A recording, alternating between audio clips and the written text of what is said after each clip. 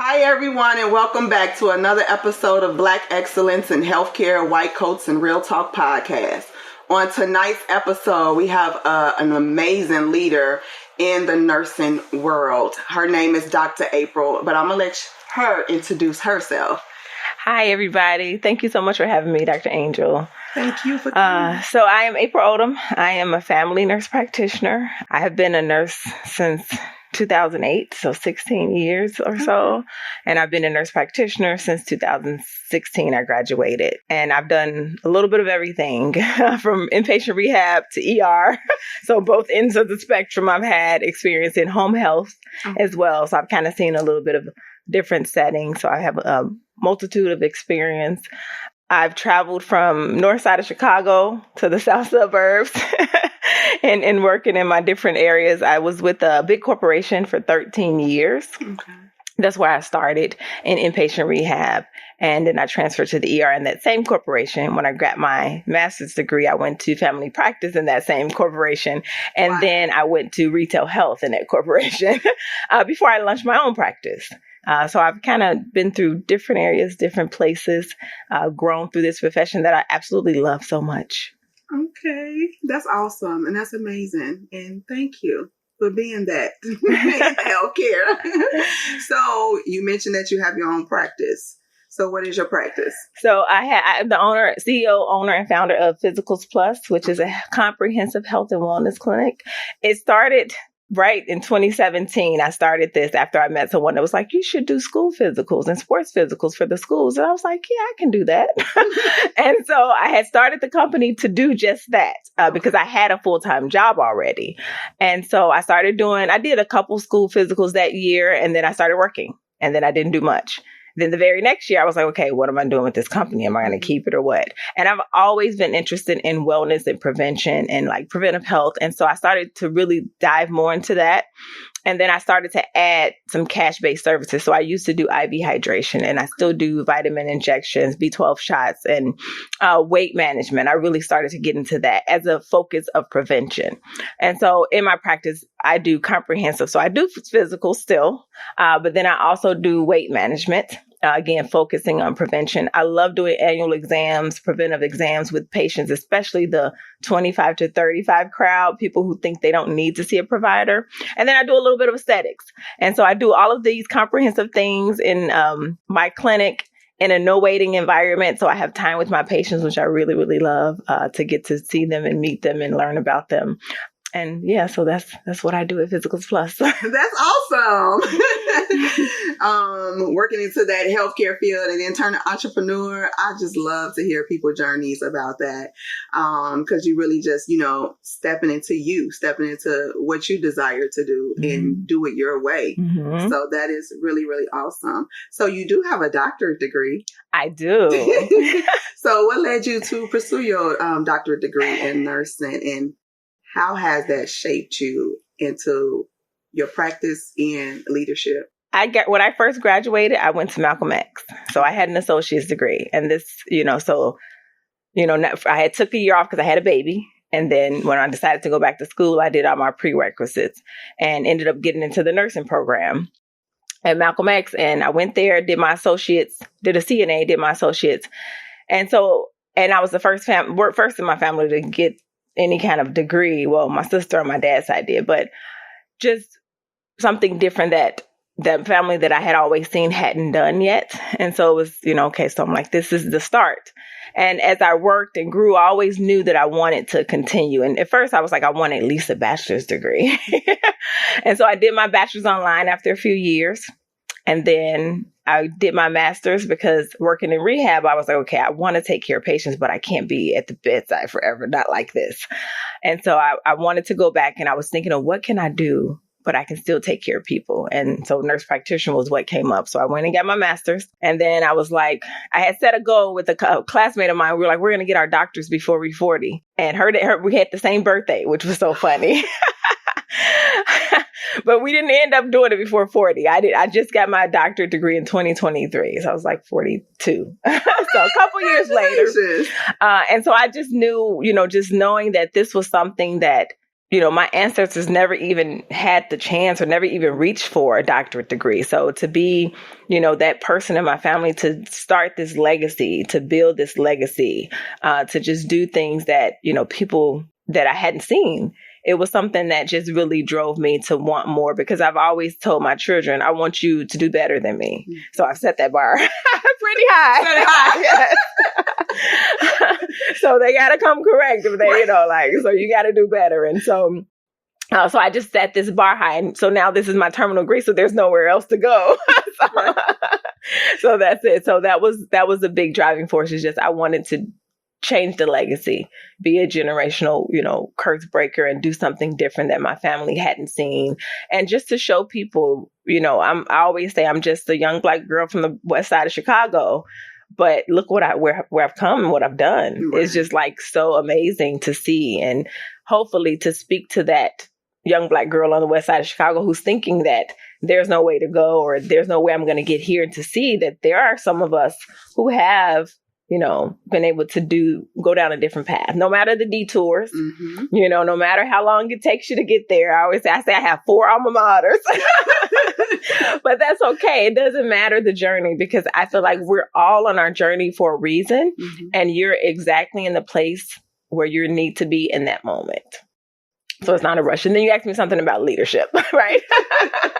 So how has you obtaining that doctorate, made you into a better leader? I definitely want to give shout out to my mentor, who was Dr. McCamey, because as I was taking my DNP program, we had to interview a leader, and I did not know this lady from anybody. And I messaged her through Instagram, through her organization, which I had been following, which is DNPs of Color. Shout out to Docs. And I was just like, I need to interview you. Can I interview you? And she was like, yes. And I was like, oh, okay. So, and I had interviewed somebody else that someone had given me. And I was like, oh, so then after I interviewed her, I was like, oh no, this is the interview that I'm doing, because she just had this spirit about her that was just welcoming and engaging, and, just everything. And I was like, this is why I'm doing this. This is the type of leader that I want to be, to be able to pay it forward without asking for, requiring people to give you anything, right. Just to do it because you want to show people that we as leaders, as DNPs of color, as Black professionals, as Black women, we are leading the way. And, just showing up in that space, that really told me at that point. And I had been doing things in leadership, but that really changed my thought on why I really wanted to be a leader and why I wanted to be a visible leader. That's awesome. I love to hear that. I really do. So were there any barriers that you had to break through on your journey, on your path from an ADN all the way to a DNP? Oh, yeah. So many. So, yeah, I mean, I was blessed, though. I had, when I worked at a hospital on the north side, I had a really amazing mentor. Okay. Even before I became a nurse, when I was a CNA on the union, she taught me so many things. But one of the things that she pushed me to do a lot when I thought I wasn't ready was to make sure that I was in rooms where I was the only one that looked like me, where I volunteered for hospital committees, and I was on the shared governance. And, I was on the north side of Chicago at this magnet hospital. So though, I didn't see a lot of people who looked like me in those rooms. And she gave me that push. Because she saw the power in me. So I'm always grateful for that. But being in those rooms thinking my voice didn't matter, learning how to speak up because it did matter. And, it mattered for me and for my patients and for my colleagues. And so just being able to navigate those issues, learning that what I had to say was important. And, I needed to be in those spaces. I say all the time, we as nurses, we should be in every space where decisions about patients are being made. And especially patients who look like us. So, because we know better than anyone. And so, barriers of just learning how to stand out when nobody else looked like me in the room. So that was definitely a big barrier. And then as I, continued on, just making sure I remember that, imposter syndrome is real. So you're always thinking that you weren't, maybe I don't belong here in this room, in this situation, this event. And then always knowing that at some point we go from novice to expert again, right? Right.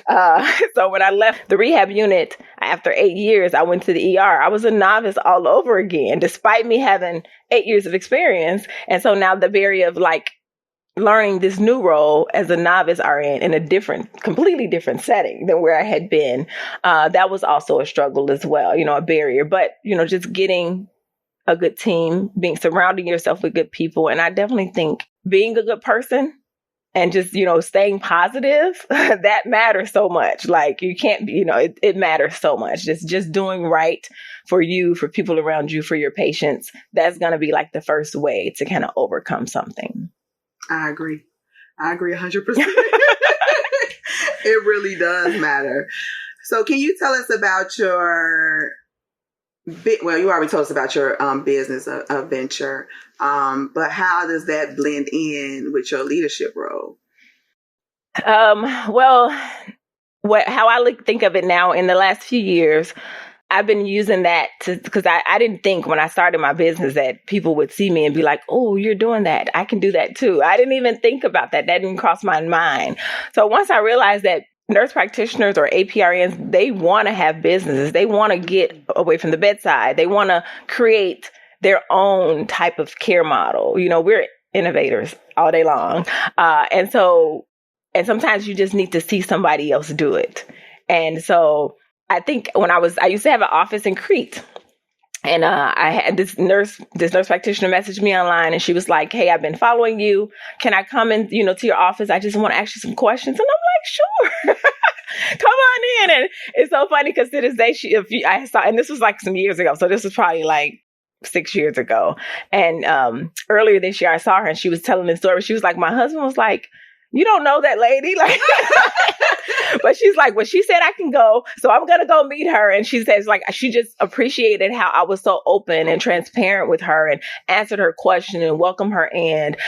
And, and so, that kind of let me know that, yeah, this is what I'm supposed to be doing. Like, this is what I'm called for right now, is to show people that I can be a business owner. I can be a nurse practitioner, even though we didn't get these skills in school, but you can still do it. And you definitely have to have a support system. So I've been using that as a platform to tell people and help people. I do a lot of speaking to nurse practitioners or APRNs who want to open their businesses, just to let them know it's possible. It's not easy, but it's possible.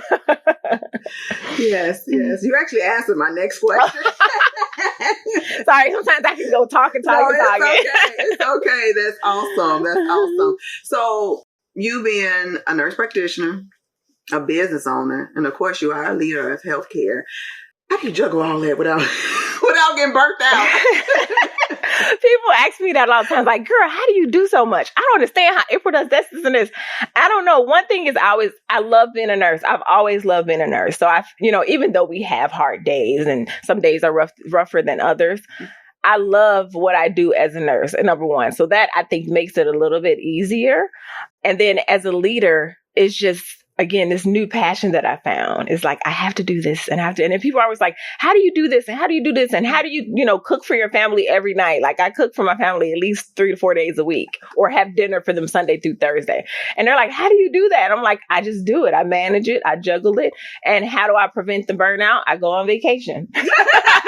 And as a business owner, I go on vacation when I want. Exactly. I don't have to request PTO. I don't have to wait or tell, because I've been in there like, you don't have any PTO. So what? I still want to go on vacation. So I go on vacation. I go out to dinners. And again, I think I get my motivation from meeting other NPs and like just connecting with new nurse practitioners. So I go to network as much as I can and meet new people as much as I can. Like that just makes me, like so happy to just see NPs, see us doing different things, opening businesses, doing, podcasts, just being innovative in this world because we need to be in all these spaces. Yes, we do. And so that helps me prevent burnout. Well, that's good. And vacation does. Yes. Most definitely. I had a goal this year. I said I wanted to go somewhere every month. And so far, so good. Me every too. month I've done something. Sometimes it was for a little work, but I've been out of this state. month. Yes. Okay, so I'm not alone. Yes, no. The crazy thought. Like, No. I gotta go somewhere. That's your reset. Absolutely. It is. It really is. So are you a part of any organizations? Yes, I am. I am actually the current president of Illinois Society for Advanced Practice Nursing. And a lot of people don't know what that is, which if you're an APRN in Illinois, ISAPN is the only organization in the state that advocates for all 4 specialties. So CNPs, so certified nurse practitioners, certified nurse midwives, certified registered nurse anesthetist, and clinical nurse specialist. So ISAPN does all the advocacy work for them. We provide continuing education. Networking has been a big thing too. I joined when I was a student back in 2015, 16-ish or so. Okay. And I just got involved. So I started to go into dinners on my own. I joined a couple committees. And a few years in, someone was like, you should run for a board position. And I'm like, again, because at that time, I didn't think I deserved to be on that board, And so seeing the board, I was like, oh, no, I don't know, And she was like, no, you really should do it, And again, I definitely always give kudos out to people who see the potential in you before you do. So anyway, I ran and I lost. The first time I lost, but I stayed active. I always tell people I could have just quit. I could have been like, forget it. I'm going to leave the organization. They don't want me here. But, again, not having that attitude, I just was like, well, it just wasn't my time. And not even a year later, they called me because the person who did beat me couldn't continue on the board and asked me to join. So I joined the board as a CNP rep at the time. Then became the vice president. And then, so I was the last vice president because then we eliminated that position and created a president-elect. And I was the first president-elect position. And so, congratulations. And then just last October, I became the president. Oh, wow. And so my presidency will be up in October of this year when I'll be immediate past president. And so there'll be a new president coming on. I tell people all the time, ISAPN has not even, just for allowing me the opportunity to lead in that space, but the number of people that I've met, the number of people that have seen me and was like, I joined because I saw you, because they, like me, didn't at one time think that they needed to be in this type of leadership position, but now that they see that it's possible.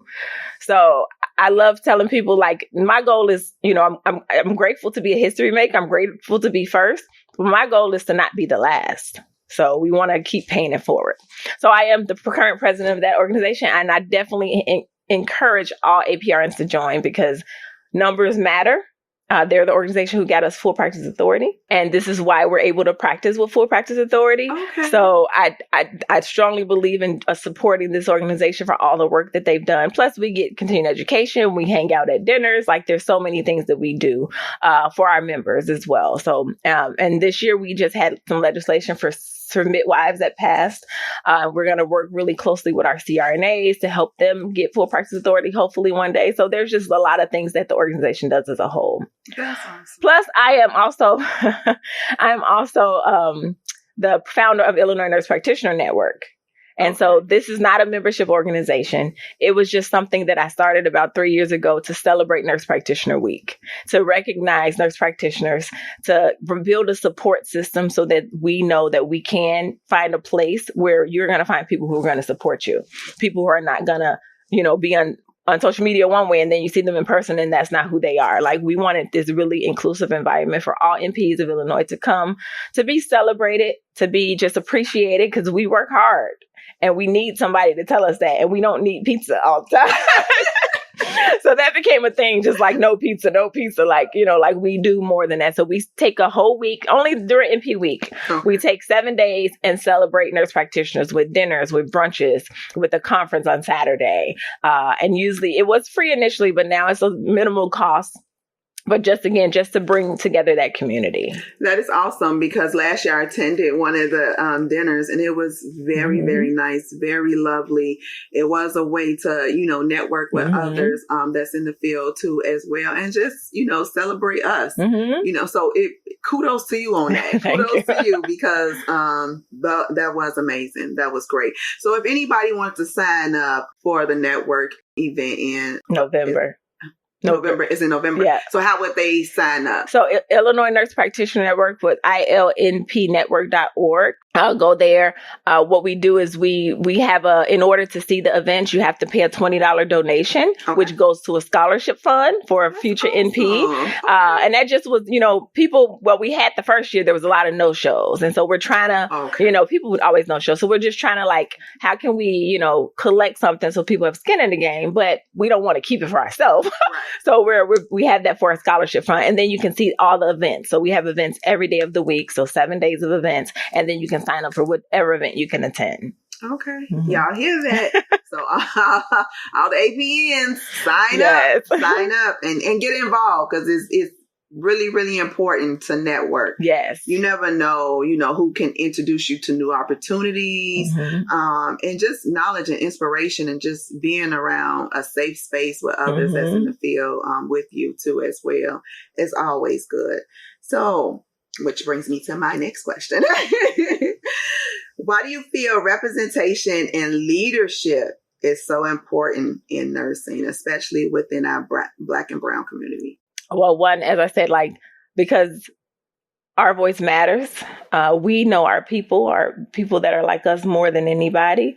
We're often, and sometimes we feel too, we're not seen. And our patients feel they're not seen. And so in healthcare, for sure, we want to make sure that, there's equality in care. For those of us who've been marginalized, we know that better than anybody. So having someone, and plus patients trust people that look like them too more. Yes, they do. They sometimes open up more. I always say too, as nurses, we tend to just do that because we listen a little bit better, just a little bit better than some people. And so just being a leader, being open, but it matters because patients need to see that. Future nurses need to see that. They need to see that there are opportunities that I can be a leader too, that even though nobody's done it before, it doesn't mean I can't break that glass ceiling and do it now. So representation matters so much. Because we need to take up space in these spaces, or build our own tables doing it if we have to. Because we are changing the game in healthcare, and we are healthcare. I say all the time, we are healthcare. So we have to make sure that we're showing up, we're being visible, we're using our power and say, I belong here just as much as anybody else. And I'm going to change this game and, take care of these patients this way. And this is what it's going to be. Okay. So what legacy do you hope to leave behind? So I hope to leave behind the legacy that we as women, we as nurse practitioners, we do know how to work together and support each other. I really wanted to create this this community that each time you see me, I'm going to welcome you. I don't have all the answers, but I'm going to find out how to get the answers. Even making sure that, again, like I said, I don't want to be the first Black president. I don't want to be the last Black president. I don't want to be the last one doing something different for our profession. So I have to make sure I'm tapping on somebody else. Say, you come do this. It's your turn now. Really seeking out people to say, hey, you deserve that award. Send me your bio so I can write you up and nominate you. That's the legacy that I want for people to know, that there is support, that people do want to see you succeed. And it's not jealousy or competition. Mm-hmm. It's not there's no competition, because what's mine is mine and what's yours is yours. And the more we realize that, the better off we'll be. Absolutely. Because comparison is the thief of joy. Man. I try to tell people that all the time. What's set out for me, is set out for me. And what is set out for you is set out for you. And it doesn't matter if we're doing the same thing. It doesn't. It doesn't matter. We are two unique individuals. Mm-hmm. So it's not going to be done the same. Exactly. Right? Yes. But, hopefully people will understand that, because sometimes they put up roadblocks for themselves with that type of mindset. So what's one thing that you wish nurse practitioners understood about the power of their voice? So I wish that nurse practitioners understood that they have all the power. That, when you're working in these places and accepting these positions, and it's not what you think you deserve, you definitely deserve more. And we're unfortunately, we are still fighting for some of this equal reimbursement and things like that. We're still fighting for these things, but you are the educated one. Nobody's going to take your knowledge away from you. You are bringing the expertise, and you're bringing your culture, your lived experience. You're bringing everything to the table. Wherever you work, you're taking all of what you know, and all your essence is going to that place, and you're doing all this. That's why I tell people all the time, your branding is important. So when people look you up, they want to see you. Doesn't matter where you work, especially if you're a business owner. People are not just looking for the business. They want to see who's behind the business. Right. And so if you're not online or showing up in that space where people can see you and see who you are and what you're about, that's you're not doing yourself a service. You definitely have to having your headshot and bio ready all the time. I tell people that all the time. Like, you have to be ready. Those things are your tools. Those are your powers, because that's how you're going to get nominated for awards. That's how you're going to get speaking engagements and things like that. So just realizing that you have that knowledge and expertise, and that's your power. And you just have to be able to use that power for the things that you want. My mentor told me before, like, whatever you're doing, just make sure it aligns with your personal mission and vision. Right. And once you do that, once you decide that this is who I am, this is what I want to do, and I'm going to align everything to that, just own it and step into it and use your power to do that. So what does Black excellence in healthcare mean to you?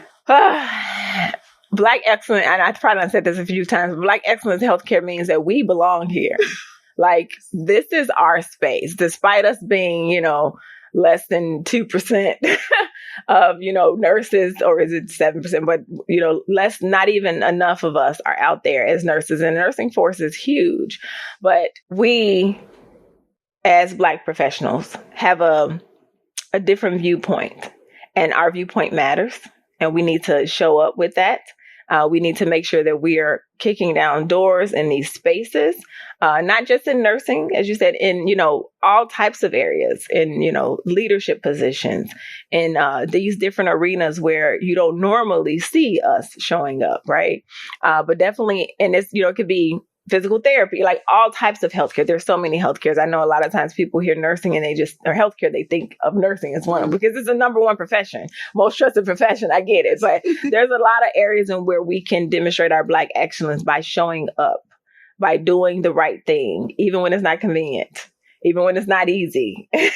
And then being authentic and being true to you, and just fighting for yourself and your patients. That's what Black excellence is.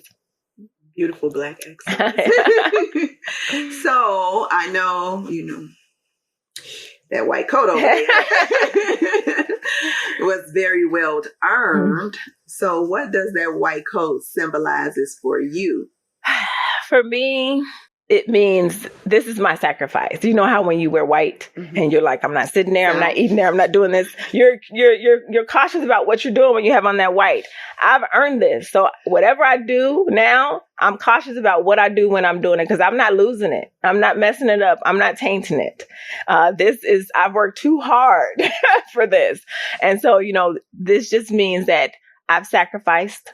And so now I have to make sure that I hold myself up to the standard that I've built for myself all the time. So being true to who I am, fighting for my patients, fighting for my colleagues, and just doing the right thing, despite we don't always have the right resources, but always doing the right thing for the patients, number one.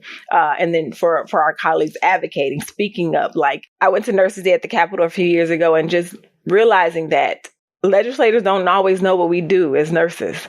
And if we don't tell them, they'll never know. Someone else is fighting against our profession, right? Because they don't want us to have these, full practice authority and these things that we have. And so if we don't fight back, if we don't use our voice, then what happens? So right. That's awesome. That is really awesome. And I like that comparison that you made. I know you wear white. You like, yes. I'm not going to eat yet. Yes. But that is truly amazing. And you truly are a healthcare leader. And I love it. I love it. I love to see it. So what would be your advice for the next generation? What's the piece of advice that you would give to the next generation? Not just nurses, but anybody aspiring to just be in the healthcare field or just in general. So I would tell people, like, if you want to be in healthcare, one, know that you're going to be in healthcare for the right reason. You know, you have to have compassion, no matter what you're in healthcare, pharmacy, anything. You have to have compassion because you're dealing with people. It's not easy. And so don't ever try to take the shortcuts thinking I'm just going to, you know, do it this way or, you know, like it's not easy. And so all that you're working for is going to be worth it. So it's hard now, but you can do it. And then to never give up. Like when I stopped going to college initially, I thought I was going to be a pharmacist.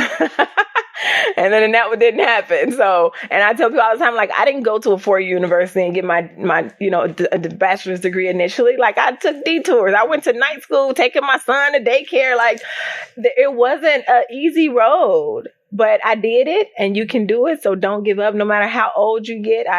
I used to teach CNAs, and one of our students, she was a CNA. She was in her 40s. She wanted to be a nurse. A few years ago, she ended up finally finished. So it's like you can do it no matter. So never give up. So that's my advice. Never give up. Keep going. Never give up. that is so true. And yes, a lot of people tend to like plan out their life, and I'm going to do this by this date. Mm-hmm. And you know, sometimes it don't work that way. Don't work that way. And I tell them, you know, the path may change, but the goal gonna remain the yes. same. And just stick to it. Yes. You're gonna have some detours. You're gonna have some roadblocks. You're gonna have some challenges, but you got to keep going and never give up. And those detours actually, sometimes I say you were meant to have that detour. I always think about that. If I hadn't done things differently, I would never have met my first mentor. Right. I would never have thought I would, you know, like there's so many things that would have changed the course of who I am now. So it was just meant for me to be there at that time. And so. Yes, that's the journey. That was your journey. Yes. So on each episode, I do a little segment called White Coat Confessions. Okay. Where the audience could, you know, get in your business a little bit. Me too. So if you could share a personal or professional truth or a lesson learned or a surprising moment or an untold story where you haven't told nobody, well, nobody close to you, that has shaped you into the woman that you are today. Secrets. Mm-hmm. I won't get into details, but I'm not as close to my family as I want to be on my mom's side, if that makes sense. And so that's been a barrier, a really hard thing. And I have a younger sister. She's 14 years younger than me. And so her and I, we're closer than ever. She's like my daughter, really. And so, and on my mom's side, it's just me and her. And we both she graduated with her bachelor's a few years ago. And she just got an amazing job. So I'm so excited for her. But we, you know, we don't really, our mother's side of the family, we don't talk to. And that's hard. And, you know, people sometimes, you know, they would never know that if they see me. Like, I don't hate I don't hate anybody, but I don't do drama. And so sometimes you have to separate yourself. Yes. You have to remove yourself from those areas to better yourself. Mm-hmm. And so sometimes it sucks because you think, you know, like, you know, you should be proud of me because but people sometimes have to learn in their own way. Mm-hmm. And so that's why I tell my sister all the time, this is why I try so hard to make sure that I'm being positive, because it's easy to be negative. Yeah. Our brains are wired to automatically go to the negative. So to continue to be positive, to continue to show up for other people when you feel like people aren't showing up for you. Mm-hmm. So that's my confession. And that's a really, really good confession. And it also put light on certain things because, you know, sometimes you don't know what people's challenges are or what people going through or what they facing. And a lot of times, and it's sad to say, but a lot of times, you know, sometimes people in your family are not proud of you, are not happy for you, are not being positive, bringing you peace, peace and support. Man. And it's hard because it's family, but you have to do what's best for you. And I tell people, you know, I don't care who it is, how they're related to you. If they're not bringing you any positivity, any peace or supporting you, you can love them from a distance. Mm-hmm. Absolutely. You don't have to hate them. You don't have to wish them bad. No. You know, you can still, you know, hey, keep it cordial, but separate yourself from that because you don't want to deal with drama. You don't want to deal with, you know, toxic people, or I say people who typically behave in that manner is usually not happy within themselves. Mm-hmm. and you don't want that transfer energy. Right. You don't want, not at all. You don't want that type of spirits and energy within your space. Mm-hmm. Absolutely, you don't. So yeah, that was a good confession. I don't tell many people that, but yeah. But you'll be surprised if somebody may be listening, but like, wow, I'm kind of in that same situation, and giving them some inspiration, or some hope, like, you don't have to, because people feel bad because they're like, that's my family. Right. And then that stops you from growing. Right. Because you're with in that toxic environment, and now you're toxic because, or you're feeling down, or you can't move forward because of the environment you're in. And so that's the important thing, is that sometimes, like you said, even though they're family, I don't hate you. I don't wish you unwell. I wish the best for you, but I can't be in that environment. Correct. And, I tell my sister this because she just got a job too. And I was like, sometimes you have to let go. Yes. To grow. And, things change. Things start changing when you change your environment. Mm-hmm. So, yeah. You're absolutely right. That's some great advice Dr. April is giving y'all. I hope y'all soaking that in. So what is next for you, and how can people follow you? Well, you can follow me. I'm on all social media. On LinkedIn, I have a nurse practitioner blueprint to business newsletter on LinkedIn. So if you're looking to start a business, or if you're just thinking about it, LinkedIn, I'm April J. Odom, on everything, Instagram, Facebook. And then I have my website is just aprilgodom.com. I've had that forever. So if you're ever looking for me, just remember my name. April. Yes. And then Google me. I tell people, if you Google me, there's so much of me on Google for all the stuff I did. So just Google me. You'll find me. But definitely APRNs in Illinois, join ISAPN, ISAPN.org for all things advocacy. Come celebrate Nurse Practitioner Week with Nurse Practitioner Network. And then if you're needing some mentoring, some consulting, some coaching, I do that also, because again, I want to make sure that as many nurse practitioners who want to open businesses have the support and ability to do that, because we need to be in these spaces and try it. It might not be for you, but it might just be for you. I tell people what if it doesn't work? But what if it does? Right. And it does really well. So try it. So yeah, so look me up, find me online, April J. Odom on all social media platforms, or aprilgodom.com is my website. And I would be happy to connect with you guys. You see the resource? Don't be scared. She did not bite. I don't. So make sure that you go follow her. And if you are an advanced practice nurse, make sure that you get involved, network, and attend, these events, so you can meet other people and be introduced to other opportunities too as well. So before we wrap up, is there anything that you want to let the audience know, or that you want to say or share, or any final thoughts? Well, first I want to thank you for having me here. Anywhere again where our voices can be heard and people can hear your story, because your story matters. Someone out there is waiting for you to tell your story so that they can be motivated. Don't be shy.